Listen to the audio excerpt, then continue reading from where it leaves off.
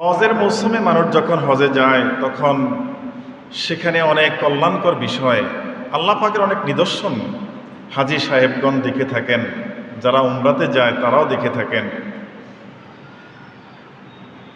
সেখানে আল্লাহ পাকের কিছু নিদর্শন রয়েছে যেটা সম্মান প্রদর্শনের জন্য আল্লাহ পাক নিজেই কোরআন মাজিদে উল্লেখ করেন। আল্লাহ পাক বলেন, ومن يعظم شعائر الله فإنها من تقوى القلوب। আল্লাহ পাক বলেন যে যারা ومن يعظم شعائر الله, আল্লাহ পাকের নির্দেশনাবলীর প্রতি যারা সম্মান প্রদর্শন করবে, فإنها من تقوى القلوب, নিশ্চয় এটা তাদের খোদাভিত্তিক ফরহেজগারির একটা পরিচয় বলে গণ্য হবে। সুবহানাল্লাহ। আল্লাহ পাকের নিদর্শন সমূহ, যে সমস্ত বিষয়গুলো ঐতিহাসিক কিছু ঘটনা জড়িত হয়ে আছে। প্রথম নিদর্শনেই কাবা শরীফ। কাবা শরীফ আল্লাহ পাক এই দুনিয়ার মধ্যে ফেরেশতাদের মাধ্যমে, আদম আলাইহিস সালামের মাধ্যমে, বিভিন্ন নবীদের মাধ্যমে আল্লাহ পাক পুনর্নির্মাণ করে নূহ আলাইহিস সালাতু ওয়াস সালাম এর সময় এসে যখন নূহ আলাইহিস সালামের জাতি চরম অবাধ্য হয়ে গেল, আল্লাহ পাকের হুকুমে নূহ আলাইহিস সালাম একটা কিস্তি বানিয়ে যারা ঈমান এনেছে তাদেরকে সে কিস্তিতে উঠিয়েছেন। দুনিয়ার যত পশু পাখি আছে এক জোড়া করে উঠিয়েছেন, যত ফসল আছে বীজগুলো উঠিয়েছেন। এমনিভাবে তিনি যখন সম্পূর্ণ করলেন উঠানো, বাকি যারা ছিল তাদের প্রতি আল্লাহ পাক মহাপ্লাবন দিয়েছেন। এই সারাটা দুনিয়াকে আল্লাহ পাক লণ্ডভণ্ড করে দিয়েছেন। তখন এই কাবা শরীফকে আল্লাহ পাক উঠিয়ে নিয়েছেন দুনিয়া থেকে। সারা দুনিয়া যা ছিল সব কিছু ধ্বংস হয়ে গিয়েছে। পরবর্তী 40 দিন পর নূহ আলাইহিস সালামের সে কিস্তি যদি পাহাড়ের এসে পানি কমে গেল, আল্লাহর আযাব গজব বন্ধ হয়ে গেল, বসতি শুরু হয়ে গেল দুনিয়ায়। সেখান থেকে প্রায় 2640 বছর কাবা শরীফের কোনো চিহ্ন দুনিয়াতে ছিল না। পরবর্তীতে ইব্রাহিম আলাইহিস সালাতু ওয়াস সালাম তিনি এসে তার ছেলে ইসমাইল আলাইহিস সালামকে সহযোগী নিয়ে এই নতুন করে কাবা শরীফ, এই কাবাঘর আবার পুনর্নির্মাণ করেছেন। আল্লাহ পাকের বড় একটা নিদর্শন এই কাবা শরীফ। ইব্রাহিম আলাইহিস সালাম যখন কাবা নির্মাণ করবেন তখন জান্নাতি একখানা পাথর ইব্রাহিম আলাইহিস সালামের কাছে আল্লাহ পাক দিলেন। যখন হাত দিয়ে গাঁথনি দেওয়া শুরু করলেন, আর হাত দিয়ে উপরে দেওয়া যায় না, এখন কি করবেন? মাত্র মানুষ দুইজন, কোনো যন্ত্রপাতি নাই সেখানে। ইব্রাহিম আলাইহিস সালাম ওই পাথরে দাঁড়িয়ে ইসমাইল আলাইহিস সালাম পাথর হাতে দিলে যতটুকু উঠা দরকার ইব্রাহিম আলাইহিস সালামকে নিয়ে সেই পাথরটা উপরে উঠে যায়। আর ওই পাথর কাবা শরীফের গাঁথনি দিলে পাথর ইব্রাহিম আলাইহিস সালামকে নিয়ে আবার নেমে যায়। সেই পাথরের মধ্যে ইব্রাহিম আলাইহিস সালাম যে দাঁড়িয়েছেন, এই কাজ করেছেন কাবা শরীফের, দুই পায়ের চাপ পড়ে আছে। যে পাথরটাকে বলে মাকামে ইব্রাহিম। মাকামে ইব্রাহিমের সেই পাথরটা এখনো কাবা শরীফের কাছেই উমর রাদিয়াল্লাহু তাআলা আনহুর আমলে তিনি সেখানে একটু কাবা থেকে একটু দূরে পাথরটা রেখে এটাকে বেষ্টনী করে দিয়েছেন। সেখানে 2 রাকাত নামাজ আদায় করলে আল্লাহ পাক অনেক নেক তো দেনই, সাথে সাথে তার সকল গুনাহ ক্ষমা করে দেন, তার মনের আশাগুলো, নিয়তগুলো আল্লাহ পূরণ করে দেন। সুবহানাল্লাহ। সেই মাকামে ইব্রাহিম কথাটা আল্লাহ পাক কোরআনে মাজিদে আনছেন। ফীহি আয়াতুম বাইয়িনাতুম মাকামু ইব্রাহিম ওয়া মান দাখালাহু কানা আমিনা।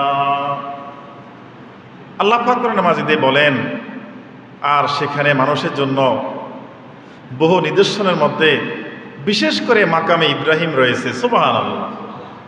আল্লাহ পাক নিজেই বলেন, সে ইব্রাহিম আলাইহিস সালামের পায়ের দাগ পড়া কাবা শরীফ নির্মাণের জন্য যে পাথরটা আল্লাহ পাক বেহেশত থেকে দিয়েছেন, সেই পাথরটা যেখানে অবস্থান আছে সেখানের মধ্যে যদি কেউ নামাজ পড়ে, সম্মান করে, তাহলে এটার জন্য তার জন্য অনেক কল্যাণ রয়েছে। আল্লাহ পাক নিজেই কোরআনে মাজিদে বলেন। আরেকখানা পাথর রয়েছে সেখানে নিদর্শন, আরেকটা নিদর্শন রয়েছে হাজরে আসওয়াদ। হাজরে আসওয়াদ কাবা শরীফের দক্ষিণ পূর্ব কোণে সেখানে অবস্থিত।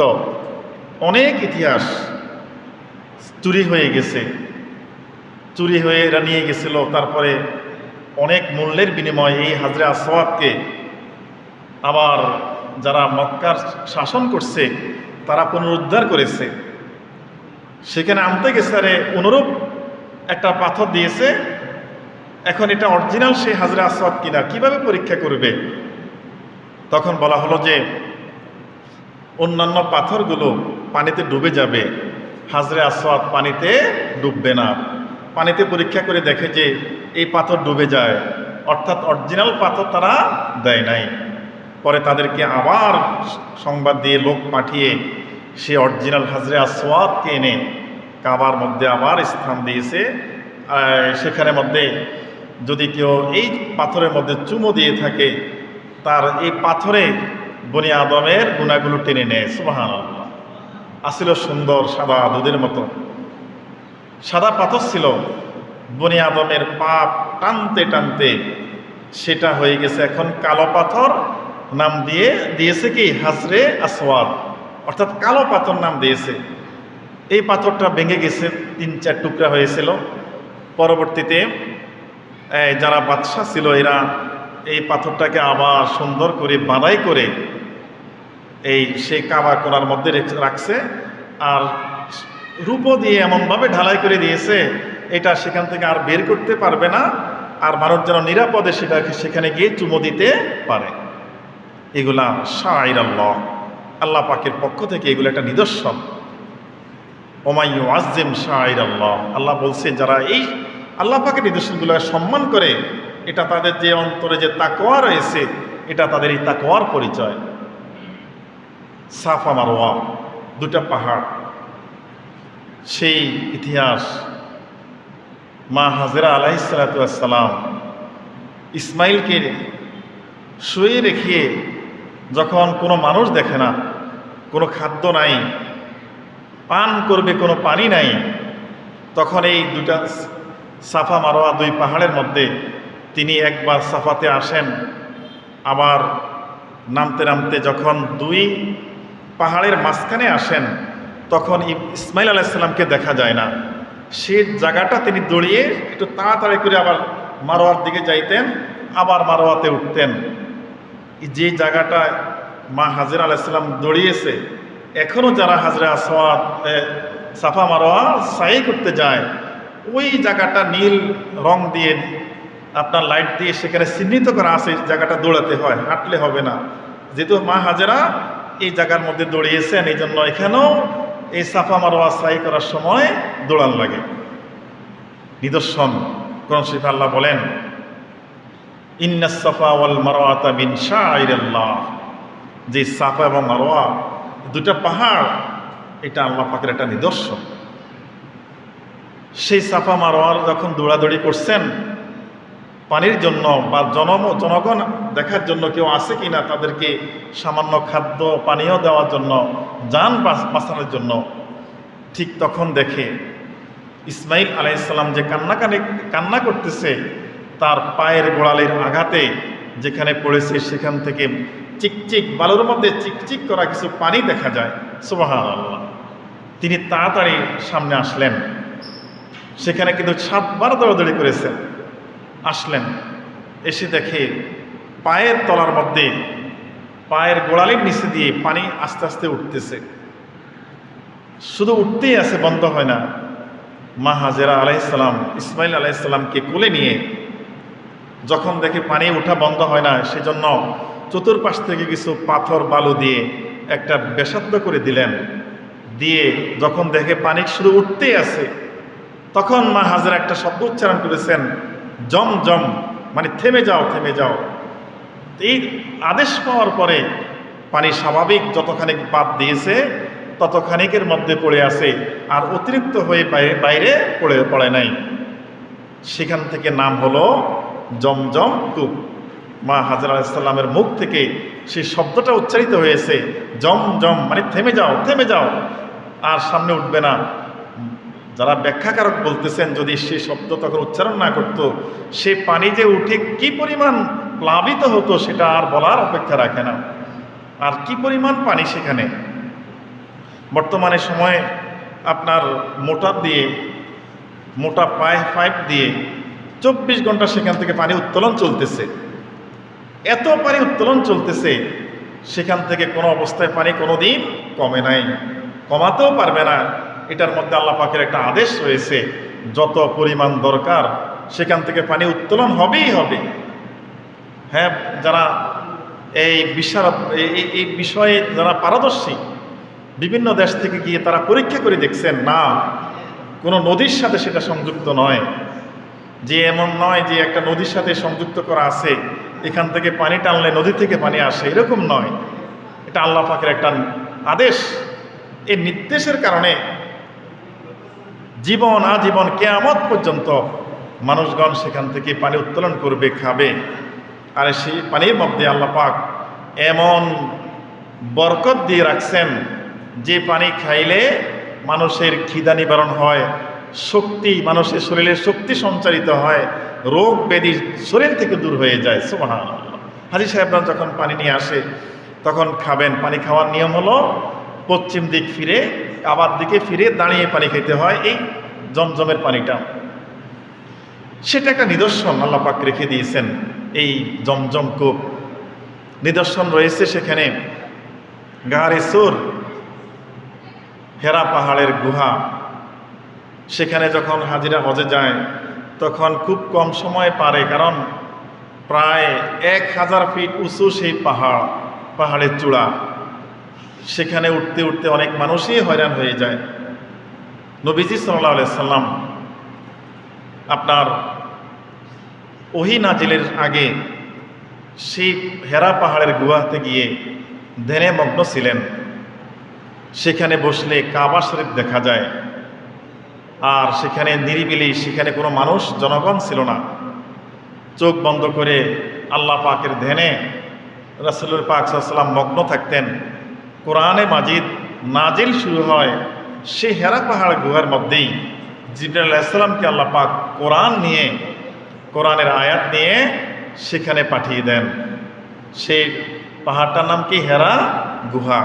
সেটার একটা নিদর্শন, সেটা একটা নিদর্শন আল্লাহ পাকের শায়রিল্লাহ। এমনি করে নবীজি সাল্লাল্লাহু আলাইহি সাল্লাম যখন হিজরত করেছেন, তখন গারে সুর পাহাড়ের একটা গুহার মধ্যে নবীজি সাল্লাল্লাহু আলাইহি সাল্লাম সেখানে আশ্রয় নিয়েছেন। সেই গুহার উপরে কাফেররা যেন নবীজি এখানে আসেন এটা বুঝতে না পারে, উপরে মাকড়সা জাল বনে ফেলছে, কবুতর এসে বাসা করছে, ডিম পেড়েছে, তাও দিতেছে। মানুষের এখানে আসার কোনো চিহ্ন মনে হয় নাই। এই সুন্দর পরিবেশন করে আবু বকর রাদিয়াল্লাহু তাআলা আনহু এবং রাসূল পাক সাল্লাল্লাহু আলাইহি ওয়াসাল্লাম এই দুজনেই গুহার ভিতরে ছিলেন, আল্লাহ পাক রক্ষা করেছেন। এটা একটা নিদর্শনগুলা রেখে দিয়েছেন। এমনিভাবে কাবার মধ্যে ছড়ানো ছিটানো অনেক নিদর্শন আল্লাহ পাক রেখেছেন। আমাদের এই যে মসজিদগুলো, এগুলো একটা শায়ের, আল্লাহ পাকের একটা নিদর্শন। এগুলো আমাদের সম্মান প্রদর্শন করতে হবে। সম্মানিত হাজিরিন, এখন হজের মৌসুম, হজের মধ্যে অনেক মানুষ গিয়েছে। এই হজটি হলো একজন মানুষের সারা জীবনে একবার করা ফরজ, বারবার নয়, মুস্তাহাব বারবার। সামর্থ্য থাকলে সে যাবে, কিন্তু সারা জীবনে একবার হজ করা ফরজ। যেহেতু ইসলামের মধ্যে 5টা ভেনা, কালিমা, নামাজ, রোজা, হজ, জাকাত, এই 5টা ভেনা সামর্থ্য থাকলে যদি কেউ একটা ভেনাকে অস্বীকার করে, তাহলে সে কাফের হয়ে যাবে। সেজন্য হজ একটা গুরুত্বপূর্ণ ফরজ, ইসলামের ভেনা। নবীজি সাল্লাল্লাহু আলাইহি সাল্লাম থেকে একখানা হাদিস, তার আগে কোরআনে পাকের আয়াত রয়েছে। আল্লাহ বলেন, ওয়ালিল্লাহি আলান নাসি হিজ্জুল বাইতি মান ইসতাতা ইলাইহি সাবিলা। আল্লাহ পাক আমাদেরকে উদ্দেশ্য করে বলেন, ওয়ালিল্লাহ, আল্লাহ পাকের সন্তুষ্টি অর্জনের জন্য, আলান নাসি হিজ্জুল বাইত মান ইসতাতা ইলাইহি সাবিলা, যে সক্ষম, টাকা পয়সা আছে, শরীরের সামর্থ্য রয়েছে, এমন লোকদের প্রতি বাইতুল্লাহ শরীফে হজ করা আল্লাহ পাক ফরজ করে দিয়েছেন। সুবহানাল্লাহ। এখন এই ফরজ কাজটা আমরা কারা করব? সহজ বিষয়, জীবনে একবার হজ করা ফরজ। তবে যেহেতু হজ করাটা একটা মালি ইবাদত, শরীরে যখন শক্তি আছে, সে শক্তি থাকার সময় হজ করতে যাওয়াটাই সবচেয়ে ভালো। যিনি কাবা শরীফে যাতায়াতের খরচ রয়েছে, সেখানে থাকার টাকা আছে, এবং যে যতদিন থাকবে কাবা শরীফে, বাড়িতে যারা ফ্যামিলি রয়েছে তাদেরকে খরচ দিয়ে যিনি সক্ষম, তিনি হজে যাওয়া ফরজ। এই ফরজটা যদি কালবশী করে, ফরজ হয়ে যাওয়ার পরে যদি না যায়, পরে সে আবার অসুস্থ হয়ে গেল, অথবা কয়েক বছর পরে সে সম্পদ কমে গেল, তাহলে তার এই যে ফরজ আদায় করে না, ফরজ আদায় না করার গুনাহ তার হয়ে যাবে। অনেক মানুষই এই হজ ফরজ হয়ে আছে, হজ করতে যায় না। কারণ একবার হজ করতে গেলেই বর্তমান সময়ে 6 লাখের উপরে টাকা লাগে। এত টাকা খরচ করে একটা ইবাদত করবে, এই মন মানসিকতা মানুষের তৈরি হয় না। টাকা আছে, ইচ্ছা করলে সে পারে। যদি কেউ চিন্তা করে যে আমি হজে যাবই, নগদ টাকা নাই, দেখা যায় তার সম্পদ আছে, সে ইচ্ছা করলে অল্প একটু সম্পদ বিক্রি করে হলেও হজ করে আসতে পারে। কিন্তু এই সাহসটা মানুষ দেখায় না যে একটা ফরজ ইবাদত আমার জীবনে একবার, এটা আমি যত দূর মানুষের সম্ভব, অসমর্থ হয়ে গেলে, একেবারেই যখন সম্ভব নয়, সেটা আল্লাহ তো দেখতেই আছেন, তার উপরে আল্লাহ ফরজ করে দেন নাই। যিনি সক্ষম রয়েছেন, যে কোনোভাবেই, আপনার ব্যাংকে জমা টাকা থাকতে হবে বিষয়টা এরকম নয়, যে কোনোভাবেই যদি সে যেতে পারে, খরচ তার বেয়ার করা সম্ভব হয়, তাহলে অবশ্যই সে হজ পালনের উদ্দেশ্যে কাবা শরীফ যাওয়া তার উপর ফরজ আল্লাহ পাক করে দিয়েছেন। আল্লাহ রাসূল বলেন,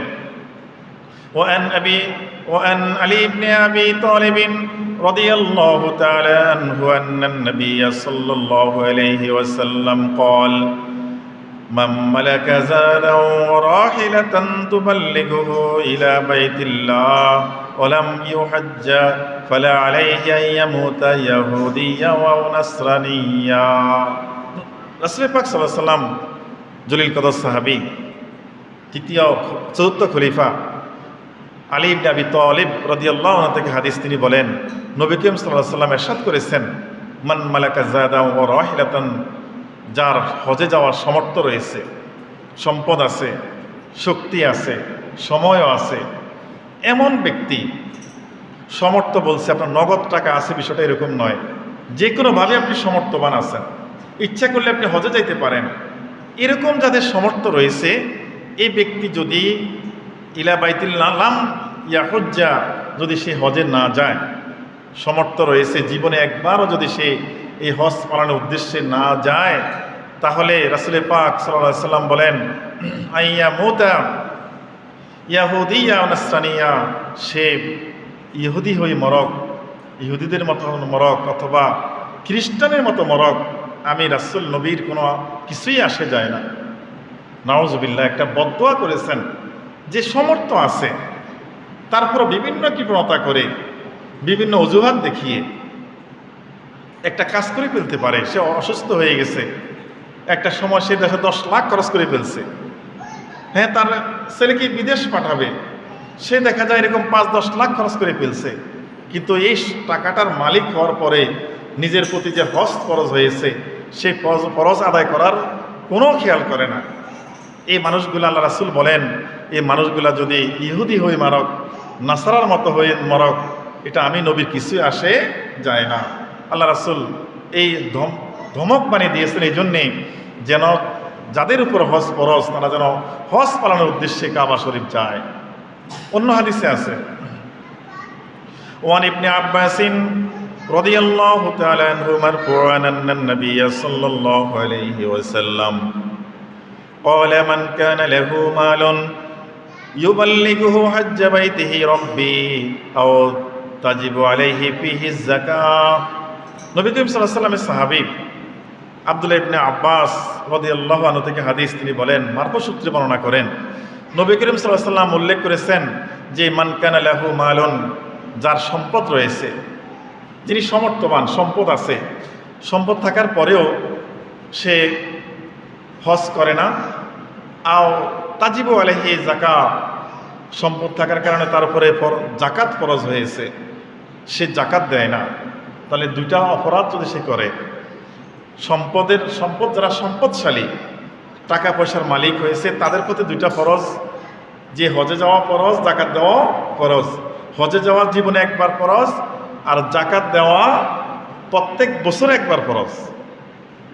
এই কাজটা যে করবে না, আল্লাহ রাসূল বলেন, ফালাম ইয়াফআল সাআলার রাজাতু ইনদাল মাউত, যখন তার মৃত্যু চলে আসে, মৃত্যুর সময় চলে আসে, মৃত্যুর যখন পরোয়ানা জারি হয়ে যায়, ফেরেশতা চলে আসে, এই লোকটা বলতে থাকে, আমাকে আল্লাহ আবার দুনিয়াতে একটু পাঠান, আমাকে আরো কিছু সময় দেন।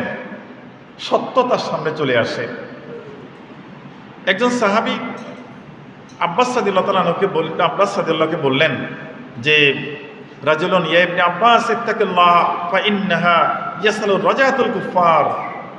একজন সাহাবী বলল যে, আমরা তো শুনেছি যে মৃত্যুর সময় কাফের কুফাররা আবার আল্লাহর পাকের কাছে কামনা করবে, আমরা আবার দুনিয়াতে যাব, ঈমান আনবো, আমাকে আরো সময় দেন। আব্বাস রাদিয়াল্লাহু বলেন যে, তিনি ফাকালা আতলু আলাইহি যালিকা কুরআনা, কোরআন শরীফের আয়াত আল্লাহ ইবনে আব্বাস তেলাওয়াত করলেন। ফাকরা, তিনি বলতেছেন, কোরআন শরীফে আল্লাহ পাক বলেন, ওয়া আনফিকু মিম্মা রাযাকনাকুম মিন ক্বাবলি আন ইয়াতিয়া আহাদাকুমুল মাউত ফায়াকুলা রাব্বি লাউলা আখখারতানি ইলা আজালিন করিব। আল্লাহ পাক বলেন, ওয়া আনফিকু, হে আমার বান্দারা, তোমরা খরচ করো, তোমরা খরচ করো। এইটা খরচ না করা মানুষের অনেক মানুষেরই স্বভাব, আটকে রাখতে চায়, খরচ করতে চায় না। যেখানে খরচ করা দরকার সেখানে খরচ করে না, শুধু জমিয়ে রাখতে চায়, টাকা সম্পদ শুধু নিজের কাছে জমিয়ে রাখতে চায়, খরচ করতে চায় না। আল্লাহ পাক বলেন, ও আনফিকু, তোমরা খরচ করো, মিম্মা রাযাকনাকুম, আমি তোমাদেরকে যে রিজিক দিয়েছি, যে সম্পদ দিয়েছি, সেখান থেকে তোমরা খরচ করো। কেন? মিন ক্বাবলি আন ইয়াতিয়া আহাদাকুমুল মাউত, যখন মৃত্যু চলে আসে, লোকটা তখন বলতে থাকে, রব্বি লাউলা আখখারতানি, সে বলতে থাকে, আল্লাহ আমাকে আরো কিছু সময় দেন, দুনিয়াতে আমার কিছু একটু হায়াত বাড়াই দেন।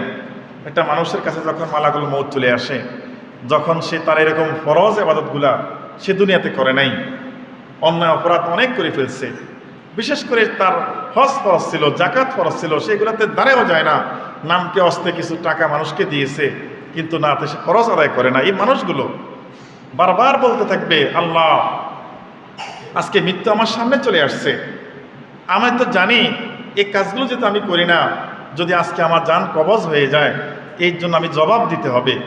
অথচ আমার সম্পদগুলো দুনিয়াতে পড়ে আছে, সম্পদ আমার ছিল, এই সম্পদ দুনিয়াতে রেখে আমি চলে যাইতেছি, অথচ এই সম্পদ আমি খরচ করি না, এই সম্পদের জাকাত দেই না, হজ করি না। তখন সে বলতে থাকবে যে, ইলা আজালিন করিব, অল্প সময় আল্লাহ আমাকে দান করেন, কি করব আমি? ফাআসাদদাকা ওয়া আকুম মিনাস সালিহিন, আমি সদকা দান করব, আমি জাকাত দিব, আমার যে সমস্ত শরীয়ত বিরোধী কাজ করেছি সেগুলোর জন্য তওবা করব, যেগুলো আল্লাহ পাক আদেশ করেছেন সে কাজগুলো আমি করব, এটা বলতে থাকবে। আর ও আকুম মিনাস সলিহিন, যারা সলেহ বান্দা রয়েছে, নেককার বান্দা রয়েছে, আল্লাহওয়ালা মানুষ রয়েছে, তাদের সাথেই আমি হব। কারণ এই দুনিয়া সম্পদ থাকার সময় আমি নামাজের কাছে যাইতাম না, গেলেও মানুষকে আমি অপছন্দ করেছি, আল্লাহওয়ালা মানুষদেরকে সোহবতে আমি যাই না, তাদেরকে ঘৃণা করেছি। আর মৃত্যুর সময় বলতে থাকবে আল্লাহকে, আল্লাহ আমাকে একটু সময় দেন, আমি সালেহ বান্দা, নেককার বান্দা, আল্লাহওয়ালা যারা রয়েছে তাদের সঙ্গী হব, তারা যেভাবে আপনার ইবাদত বন্দি করে আমিও সেভাবে ইবাদত বন্দি করব। কিন্তু না, তাকে আর কোনো সময় দেওয়া হবে না, যেহেতু মৃত্যু আসলে তার হায়াত নির্ধারিত, তাকে আর সেখান থেকে দুনিয়াতে আর ফিরিয়ে দেওয়া হবে না।